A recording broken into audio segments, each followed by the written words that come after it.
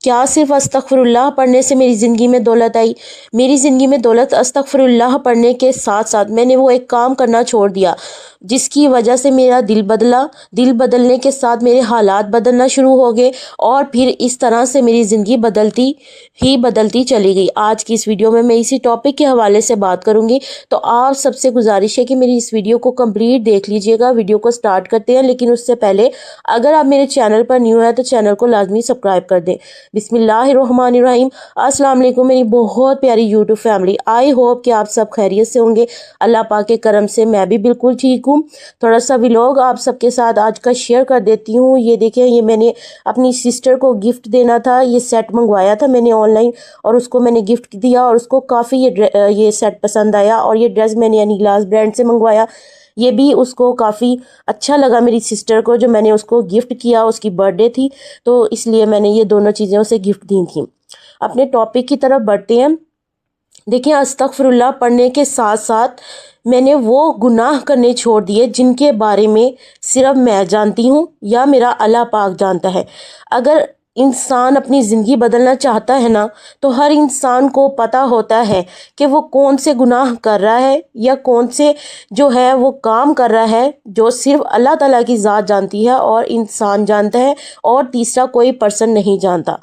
हर किसी को अपने गुनाह के बारे में ज़्यादा इल्म अच्छे से पता होता है। किसी को बहुत गुस्सा आता है, कोई गीबत करता है, कोई झूठ बोलता है, कोई किसी का हक रोकता है, कोई नमाज में सुस्ती करता है, कोई दिल में हसद रखता है, कोई हराम चीज़ देखता है, कोई गुनाह देखता है, कोई किसी की कोई ऐसी आदत होती है जिसका सिर्फ इल्म अल्लाह ताला को होता है और उस इंसान को होता है।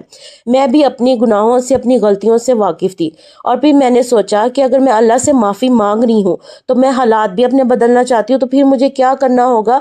मुझे उन तमाम गलतियों का जायज़ा लेना होगा, उन सारे गुनाहों को छोड़ना भी होगा जिसकी वजह से मेरी दुआएं शायद कबूल नहीं हो रही, मेरे हालात नहीं बदल रहे। इसलिए मैंने खुद से ये वादा कर लिया कि मैं कोशिश ज़रूर करूँगी कि मैं वो गुनाह छोड़ दूँ जिन गुनाहों का सिर्फ मुझे और अल्लाह ताला को पता है। देखिए, अस्तगफिरुल्लाह का मतलब सिर्फ ज़ुबान से अल्फाज अदा करना नहीं होता, बल्कि दिल से अल्लाह ताला से माफ़ी मांगना और अपनी इस्लाह करना होता है, ताकि आइंदा ज़िंदगी में इंसान गुनाह ना करे और अल्लाह ताला से बख्शिश मांगता रहे अस्तगफिरुल्लाह के ज़रिए। अस्तगफिरुल्लाह कोई जादुई वजीफ़ा नहीं है या इसको इस तरह से पढ़ें तो लाजमी पैसे मिल जाएंगे, दौलत आ जाएगी। नहीं, अस्तगफिरुल्लाह बेसिकली आपकी ज़िंदगी को बदल के रख देता है। किस तरह से कि आपने अस्तगफिरुल्लाह पढ़ के सबसे पहले शर्मिंदा होना है अल्लाह ताला के सामने कि या अल्लाह मुझे माफ़ कर दे, मैंने ये गुनाह किए हैं। मैं जानता हूँ हर इंसान को पता है कि उसने क्या क्या गुनाह किए हैं जानबूझकर। तो मुझे भी इस तरह से पता था कि जानबूझकर मैं डेली कौन से गुनाह करती हूँ, या मुझे पता है कि मेरी कौन सी आदत है जो बहुत ज़्यादा गुनाह वाली है, जो अल्लाह ताला को पसंद भी नहीं होगी, लेकिन मैं जानबूझकर वो गुनाह करती जा रही हूँ। फिर अस्तगफिरुल्लाह पढ़ने का फ़ायदा किस तरह से मुझे हुआ कि मैंने एक एक करके अपनी उन गलतियों पर काम करना शुरू कर दिया जिनका मुझे अच्छे से इल्म था। एक दिन मैंने सोचा कि मैंने आज के दिन ये गुनाह कम करना है, ये एक बुरी आदत छोड़ देनी है, ये अल्लाह को नाराज़ करने वाली एक चीज़ से बचना है। जैसे अगर मैं गीबत करती हूँ तो मैंने कोशिश करनी है कि मैंने आज के सारा दिन में मैंने गीबत नहीं करनी। अगर गुस्सा आता तो फ़ौरन जवाब देने की बजाय खामोश रहने की कोशिश करती। अगर कोई ऐसी चीज़ सामने आ जाती जिससे मुझे मालूम था कि अल्लाह राज़ी नहीं होगा तो मैं खुद को पीछे हटाने की कोशिश करती। देखिए, हम इंसान है, ख़ताकार है, हम कोशिश तो कर सकते हैं ना गुनाहों को छोड़ने की, तभी तो हमारा अस्तगफिरुल्लाह कबूल होता है और फिर हमारी ज़िंदगी बदलती है। फिर ऐसे ऐसे मौज़े भी अल्लाह पाक इंसान की ज़िंदगी में कर देता है जिसका उसे गुमान तक नहीं होता। इस तरह से अल्लाह ताला के मौज़े होते हैं इंसान के लिए। कभी कभी ना इंसान गुनाह इसलिए नहीं छोड़ता कि क्योंकि उसे वो गुनाह बड़ा ही नहीं लग रहा होता। वो इंसान गुनाह करके कहते हैं ये क्या बात है, ये तो सब करते हैं, इसमें क्या है, मैंने तो सिर्फ इतना सा किया है। असल हमारी गलती उस बात पर होती है कि हम गुनाह को गुनाह समझते नहीं है और मुसलसल अल्लाह ताला की नाफरमानी करते चले जा रहे होते हैं। हमें इस चीज़ का एहसास ही नहीं होता कि कोई नहीं देख रहा, लेकिन अल्लाह ताला की ज़ात इंसान की शाहरग से ज़्यादा करीब है। वो इंसान की शाहरग से ज़्यादा करीब होने की वजह से इंसान के दिल के अंदर छुपी कैफियत, हालात और अल्फाज को समझ लेता है। इसलिए अगर اب ہم یہی سوچ لیں کہ ہم نے صرف گناہ ہی نہیں چھوڑنے، اس کے ساتھ ساتھ اگر ہم نے کسی کا حق مارا ہے تو اس کی تلافی بھی ضروری ہے، اگر اپنے الفاظ کی وجہ سے کسی کی دل آزاری کر لیا ہے تو اس سے معافی مانگنا بھی ضروری ہے، اور اگر کسی کا حق کھا لیا تو اسے واپس کرنا بھی ضروری ہے، کیونکہ استغفر اللہ کے ساتھ ساتھ حقوق العباد کو بھی نظر انداز نہیں کرنا۔ دیکھیں، ہر انسان کے گناہ ایک جیسے نہیں ہوتے، ہو سکتا ہے جو گناہ میرے ہوں وہ آپ کے نہ ہوں، اور جو آپ کے ہوں وہ میرے نہ ہوں، لیکن اپنے دل سے پوچھیں کہ کون سی چیز ہے جو آپ کے درمیان ہے اور اللہ کو پتہ ہے، تو اس چیز کا جائزہ لیں۔ اگر وہ گناہ ہے تو تنہائی میں بیٹھ کر اللہ کے سامنے اس چیز کے لیے دعا کریں کہ یا اللہ مجھے اس گناہ سے بچا لے، میری یہ عادت چھڑوا دے، کیونکہ یہ ندامت بہت قیمتی ہوتی ہے۔ جب بندہ تنہائی میں اللہ تعالیٰ کو بتاتا ہے کہ یا اللہ میں مانتا ہوں، میں اعتراف کرتا ہوں کہ مجھ سے یہ گناہ ہو گیا، لیکن آئندہ زندگی کے لیے میں یہ گناہ نہیں کروں گا، اپنی اصلاح کرنے کی کوشش کروں گا، اور اس طرح سے میں نے بھی یہ کیا جس کی وجہ سے میری زندگی میں بہت تبدیلیاں آئی ہیں، اور اللہ نے وہ چیزیں عطا کر دی ہیں جس کا میں نے کبھی سوچا بھی نہیں تھا، اور میں ان سب کے لیے اللہ پاک کا بہت زیادہ فضل سمجھتی ہوں۔ رزق کے راستے آسان ہوئے، میرے لیے دل کا خوف کم ہو گیا، امید بڑھی، اور مجھے ایسے محسوس ہوا کہ میں اللہ کے زیادہ قریب ہوتی جا رہی ہوں۔ دیکھیں، رزق نا اللہ تعالیٰ کے ہاتھ میں ہوتا ہے، وہ کسی کو زیادہ مال دے کر آزماتا ہے تو کسی کو کم دے کر، کسی کو صحت دے کر، کسی کو سکون دے کر، اور کبھی کبھی انسان کے لیے سب سے بڑی دولت سکون، ایمان، گھر کی برکت اور دل کا اطمینان ہوتی ہے۔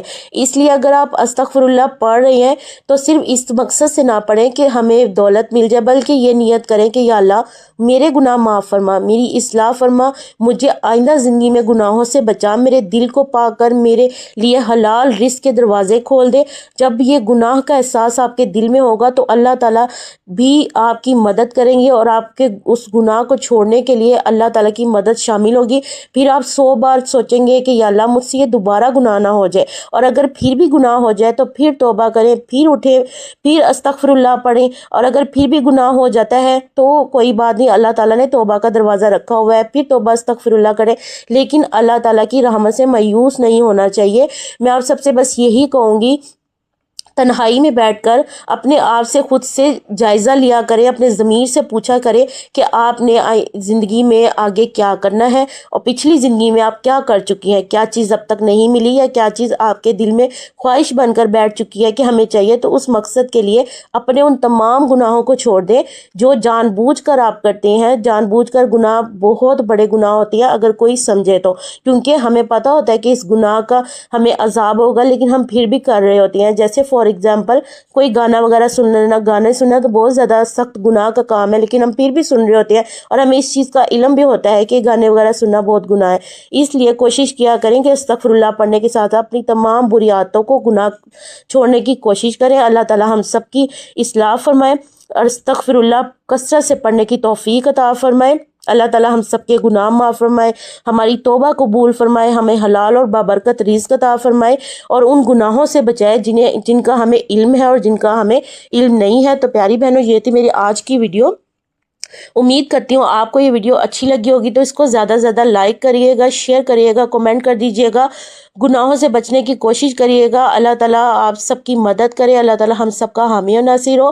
آخر میں آپ سب کو میں یہ بھی ایک امپورٹنٹ اناؤنسمنٹ کرنی تھی کہ اگر کوئی بھی سسٹر یوٹیوب پر ورک کرنے کے حوالے سے انٹرسٹڈ ہے، سیریس ہے، تو میں نے اپنے 4 سال کے ایکسپیرینس کی بیس پر ایک کورس بنایا ہے، جس میں میں نے آپ سب کے فائدے کے لیے چینل کی وائرل سیٹنگ سے لے کر ویڈیو وائرل سیٹنگ کا ایچ اینڈ ایوری تھنگ سب کچھ بتا دیا ہے، تاکہ آپ لوگوں کے چینلز بھی جلدی جلدی گروتھ کریں، آپ لوگ بھی انڈیپینڈنٹ بنے، اللہ تعالیٰ آپ کو کسی کا محتاج نہ کرے، اللہ تعالیٰ آپ کو اپنے لیے غیب کے خزانوں میں سے نواز دے۔ اور میں آپ سب سے یہی کہوں گی کہ فروری سے واچ ٹائم 8000 آورز ہو گیا ہے، اس لیے آپ جلدی سے اپنے چینل مونٹائز میرے چینل کی طرح ود ان 1 منتھ کروانا چاہتے ہیں تو آپ مجھ سے انسٹا کا لنک دیا ہوا ہے میرے چینل کی ڈسکرپشن میں، آپ وہاں جا کر مجھ سے کانٹیکٹ کریں۔ انشاءاللہ ملتے ہیں اگلی ویڈیو میں۔ اللہ حافظ۔